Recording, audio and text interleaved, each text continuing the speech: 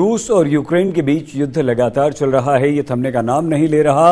और अब रूस ने एक ऐसा दावा किया है जिसमें कैलिबर मिसाइल से हमला करने की बात रूस की तरफ से की गई है और ये कहा है कि यूक्रेन के हथियारों के एक बहुत बड़े जखीरे को हमने तबाह कर दिया है। ये रूस की तरफ से दावा किया गया है। यूक्रेन की 29 मिग विमानों को नष्ट किया, मिग 29 विमानों को नष्ट किया है। ये लड़ाकू फाइटर जेट्स हैं। Mi-24 हेलीकॉप्टर्स को भी रूस ने मार गिराने का दावा किया है। और एक शहर बहुत इंपॉर्टेंट है, सेवरिस्की डोनेस्क, वहां के पुल को उड़ा दिया। कई नागरिक वहां पर फंसे हुए हैं और इस सेवरिस्की डोनेस्क नदी पर बना आखिरी पुल भी उड़ा दिया है।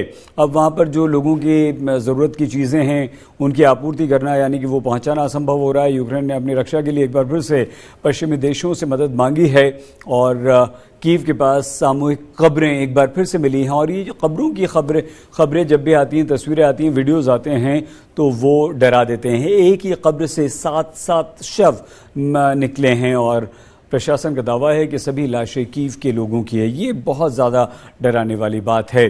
तो रूसी सेना के बर्बरता के सबूत भी मिल रहे हैं, रूसी सैनिकों के टॉर्चर के सबूत भी मिल रहे हैं और ये कहा जा रहा है कि कब्र वाली जगह फेमस पिकनिक स्पॉट था, वहीं पर रूस के सैनिकों ने इन लोगों को मारा और वहीं पर दफना दिया गया। खैरसान में 23 निवासियों को रूस के पासपोर्ट दिए गए हैं और दोनेस्क और लुहांस्क में लोगों को पहले ही रूस के पासपोर्ट दिए जा चुके हैं।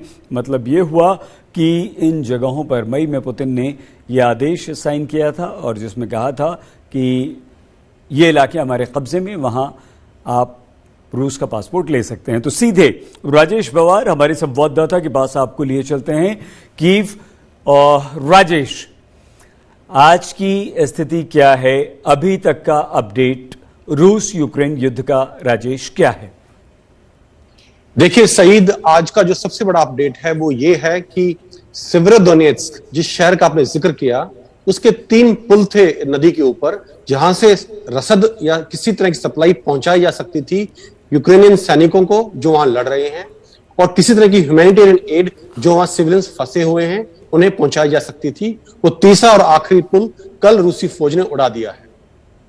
इसके बाद जो सैनिक वहां फंसे हुए हैं उनका फेट लगभग तय हो गया है कि जिस दिन वो हथियार डालेंगे वो सरेंडर करेंगे या फिर उनको तबाह कर दिया जाएगा, ठीक उसी प्रकार से जैसा मरियापोल में हुआ था। वहां भी अगर आपको याद हो तो ये सैनिक, काफी सारे यूक्रेनियन सैनिक अज़ोवस्ताल स्टील प्लांट के अंदर उन्होंने अपना आखिरी मोर्चा संभाला था और उसके बाद काफी सैनिक मारे गए थे, कुछ ने आत्मसमर्पण किया था। वही हालत यहां पे है। ये केमिकल प्लांट है, इसका नाम अजात है। इस केमिकल प्लांट के अंदर अब ये जो यूक्रेनियन सैनिक हैं उन्होंने आखिरी मोर्चा संभाला हुआ है। काफी सारे सिविलियंस ने वहां शेल्टर में शरण ले रखी है और इसका हाल लगभग मरियापोल जैसा होता हुआ दिख रहा है। दूसरी बड़ी खबर यह है कि रूस ने 2 बड़े हमले किए हैं पश्चिमी यूक्रेन में, जहां लड़ाई इस वक्त नहीं चल रही है। और ये हमले उन्होंने कहीं ना कहीं जो नए भारी इक्विपमेंट आ रहे हैं अमेरिका और नेटो देशों से यूक्रेन के लिए, उनको बीच में तबाह करने की कोशिश है। तो 2 मिसाइल अटैक्स वेस्टर्न यूक्रेन में हुए हैं। तीसरी बड़ी खबर वो है, ये है इस इलाके की कि रूस ने जो इलाकों पे कब्जा किया हुआ है उनको इंटीग्रेट करने का काम शुरू कर दिया है।